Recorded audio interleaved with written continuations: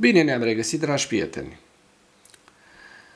Subiectele principale ale analizei noastre de astăzi, pentru ziua 1194 a războiului din Ucraina, sunt: rușii atacă Kievul cu drone și cu balistică, adică cu rachete; s-au auzit explozii la Kiev; apărarea antiaeriană ucraineană în funcțiune; astăzi sunt alegeri în Polonia. Polonia își alege președintele în al doilea tur. Sperăm din tot sufletul ca Polonia să nu aleagă varianta extremistă, ci să aleagă varianta pro-europeană.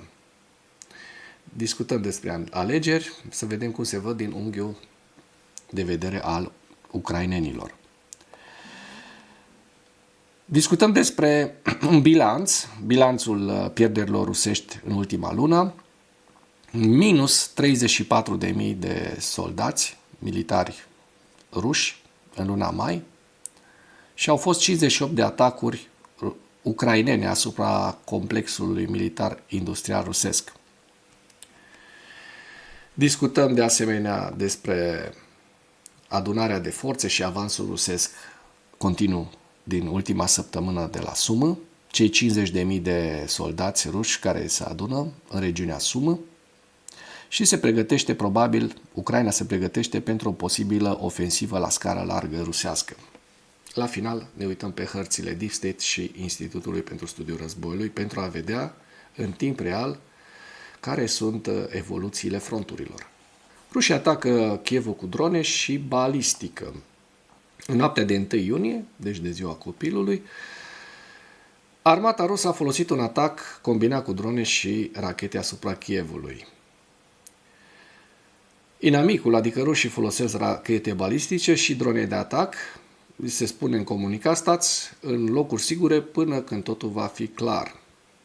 La orele 1:43 noaptea a fost declarată o alarmă de raid aerian la Kiev, iar la orele 1:44 a fost emisă o avertizare de amenințare balistică. La orele 3:02 Klitschko a raportat despre o operațiune de apărare aeriană din capitală. Hai să vedem despre ce e vorba. Astea au fost zonele afectate în dimineața zilei de 1 iunie, în care la Kiev s-au auzit explozii în urma operațiunilor de apărare antiaeriană ucrainene.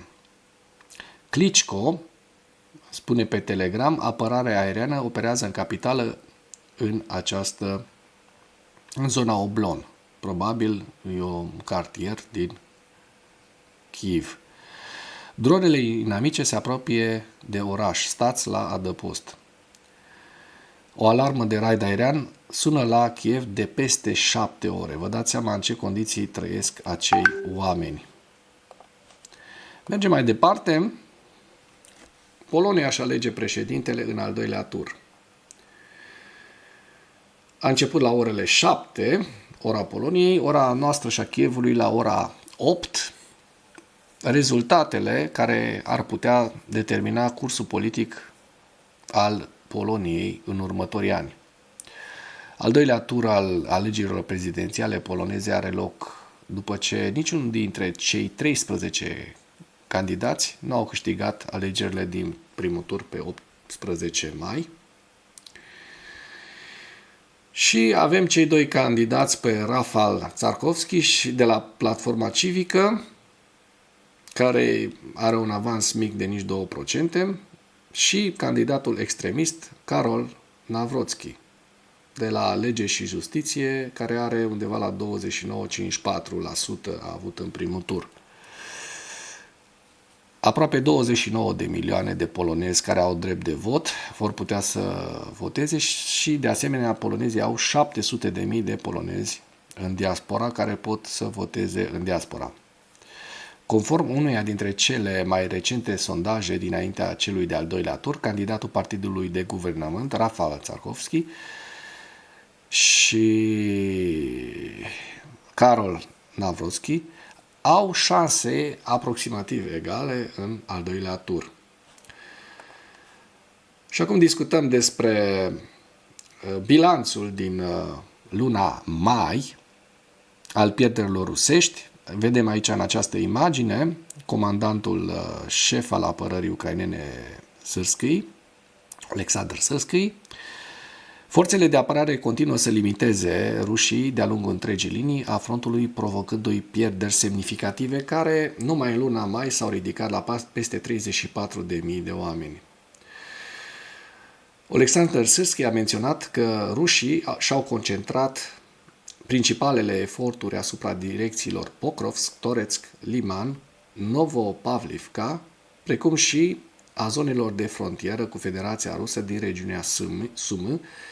Inamicul a devenit de asemenea semnificativ mai activ în direcția Zaporozhye, unde desfășoară operațiuni ofensive active. Luăm măsuri pentru a spori rezistența apărării trupelor noastre prin consolidarea zonelor amenințătoare, cu rezerve și prin creșterea gradului de pagube provocate de focul inamic, în special întreprindem acțiuni active pentru îmbunătățirea poziției tactice, inclusiv pe teritoriul țării agresoare. El a subliniat că forțele de apărare ucrainene distrug inamicul pe cât posibil, chiar și în apropierea pozițiilor ucrainene, folosind activ artileria, aviația și sistemele fără pilot pentru distrugerea complexă prin foc. Numai în mai, până pe 31 mai, ocupanții ruși au pierdut peste 34.000 de oameni, a raportat generalul Syrskyi. O să vă las întregul articol pentru a-l citi, mi se pare foarte interesant. Vorbim și despre ziua 1194 a războiului din Ucraina, în care rușii au înregistrat la data de 1 iunie, în ultimele 24 de ore, rușii au înregistrat, iată, ne apropiem vertiginos, probabil în 2 săptămâni depășim 1.000.000 de soldați ruși pierduți de la începutul invaziei, dar pentru ultimele 24 de ore sunt 1230 de militari, 5 tancuri, 4 vehicule blindate de luptă, 52 de piese de artilerie și un lansator de rachete. Aici vedeți lista pierderilor rusești în integralitatea ei. Dacă până în acest moment ai găsit informații utile în material, contribuie cu un like și cu o distribuire a acestui videoclip pentru a ajunge la cât mai multă lume. Și acum trecem la o informație foarte importantă. În timp ce 50.000 de soldați ruși se adună, regiunea Sumy din Ucraina se pregătește pentru o posibilă ofensivă la scară largă. Rapoartele despre o ofensivă iminentă a Rusiei în vară și despre acumularea de trupe la granița cu Ucraina ridică alarme în regiunea Sumy și temeri că un atac la scară largă ar putea fi la orizont.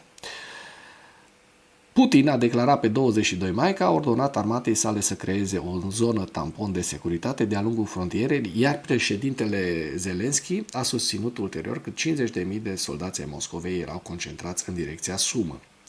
Acestea sunt unități de luptă antrenate, trupe aeroportate, pușcași marini, cele care au fost transferate special pentru a disloca trupele ucrainene, a declarat o sursă din cadrul forțelor de apărare ale Ucrainei pentru Kyiv Independent.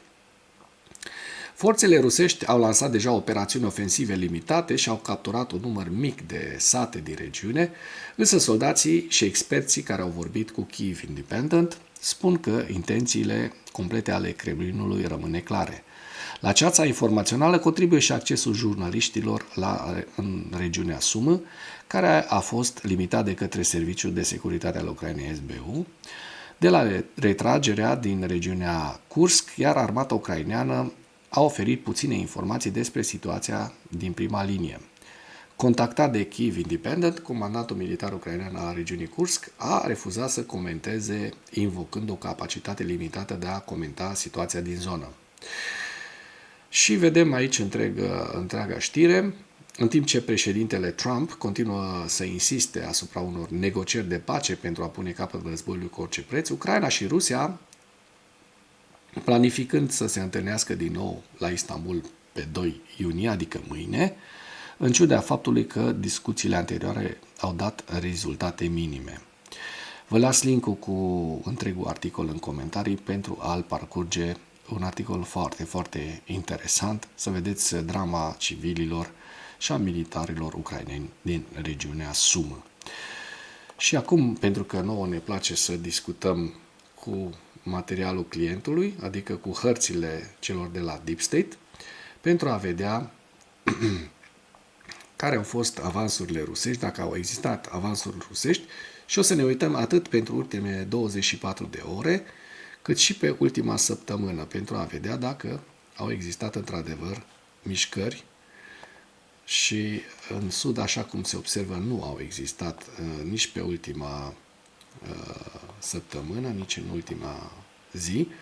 La Velica Novosilka vedem aici că în ultima săptămână, în ultima zi, în primul rând, n-au mai fost la Novosilka, dar în ultima săptămână, așa cum se poate observa, da, începând cu data de 23 mai, rușii au reușit să intre în Zelene Pole, da? Este o zonă aici, undeva, un sătuc care este de undeva de 1,5 km, 2 km pătrați. Mai departe, dacă mergem către zona Pokrovskului, și în zona Pokrovskului, în ultimele 24 de ore, nu au existat dezvoltări ale fronturilor, dar în ultima săptămână, așa cum se poate vedea, da, la sud de Pokrovsk, în ultima săptămână, rușii au intrat în Troitske și se îndreaptă spre Hrorivke, da, în zona aceasta. Mai la nord, de asemenea, vedem că rușii au reușit să ocupe niște teritorii în ultima săptămână, nu foarte mari, dar au intrat în Malinivka, la nord de Pokrovsk. Iar dacă ne uităm către zona Toretsk, zona între Pokrov și Toretsk, această zonă, în ultimele 7 zile, în ultima săptămână, vedem avans rusesc aproape în toate direcțiile și zona Toretskului, dacă o privim în ansamblu, în ultima săptămână, observăm că totuși în Toretsk lucrurile au rămas cât de cât stabile. Acum, dacă mergem spre Ceasov Iar, cred că este singura zonă în care în ultima săptămână a rămas intactă, în care frontul nu s-a modificat, în care rușii n-au reușit să pătrundă. Dacă mergem înspre Kupiansk, vedem că au existat anumite modificări teritoriale la nord de Kupiansk, așa cum se poate observa în această imagine. Dacă am mărit la o scară de 2 km, vedem că rușii au reușit să avanseze dincolo de Kamianka, o localitate pe care au ocupat-o în ultima lună, da? Așa cum se poate observa. Iar, din păcate, cel mai mare, dincolo de faptul că și la Vovchansk a existat o mică străpungere, ca să zic așa, în ultima săptămână, vedem partea asta de la est de Vovchansk. Este vorba despre o suprafață, să mărim așa mai mult, ca să aducem la 1 kilometru, la scară de 1 kilometru. În ultima săptămână vedem că e vorba de aproximativ 2-3 km pătrați. Această zonă, poate nici chiar atâta, dar s-a mărit cu tot cu zona gri, undeva la 2-3 km pătrați. Iar dacă mergem în zona Sumă, regiunea Sumă, vedem că rușii au câștigat teritoriul în ultima săptămână în jur de 30 de km pătrați, aș spune, iar în ultima zi avem această zonă, undeva la 10 km pătrați, pe care rușii au reușit să o ocupe. Deci au intrat, așa cum se vede, au ocupat, așa cum se vede, satul Volodimirivka și este îngrijorător avansul rusesc din ultima săptămână. Dacă ne uităm inclusiv din zona Kursk, rușii au reușit să scoată pe ucraineni aproape integral, au pierdut ucrainenii, așa cum se văd, aceste două zone, rămânând cu această zonă minusculă de maxim 4-5 km pătrați. Iar dacă acest avans continuă și în următoarele săptămâni, eu zic că într-o lună din păcate, rușii s-ar putea afla la porțile Sumă, lucru pe care nu ni-l dorim absolut deloc. Observăm că ucrainenii în continuare au o halcă undeva la 10 km pătrați pe care o dețin la Tetkino, dar aceste lucruri sunt secundare, deja și Tetkino și zona Kursk sunt lucruri secundare față de avansul rusesc din această zonă a Sumă. Și acum trecem la hărțile Institutului pentru Studiul Războiului. În primul rând vorbim despre cele mai importante informații pe care cei de la Institutul pentru Studiul Războiului ni le oferă. Declarațiile publice ale oficialilor ruși continuă să demonstreze că Rusia menține obiective teritoriale mai ample în Ucraina, dincolo de cele 4 regiuni declarate ilegal ca fiind anexate. Kremlinul continuă eforturile de a pregăti societatea rusă și baza industrială de apărare rusească pentru un război prelungit în Ucraina și cu un potențial viitor război cu NATO. Și acum avem hărțile Institutului pentru Studiul Războiului, Sumă, Harkiv, Lugansk, Svatove Kremina, Donetsk, Toretsk, Novopavlivka, Velika Novosilka, Zaporojie și Herson. Și cu acest ultim detaliu închei materialul nostru de astăzi cu îndemnul, cu rugămintea, dacă ați găsit informații utile în acest videoclip, să nu ezitați să-l distribuiți pentru a ajunge la cât mai multă lume. Mulțumesc mult!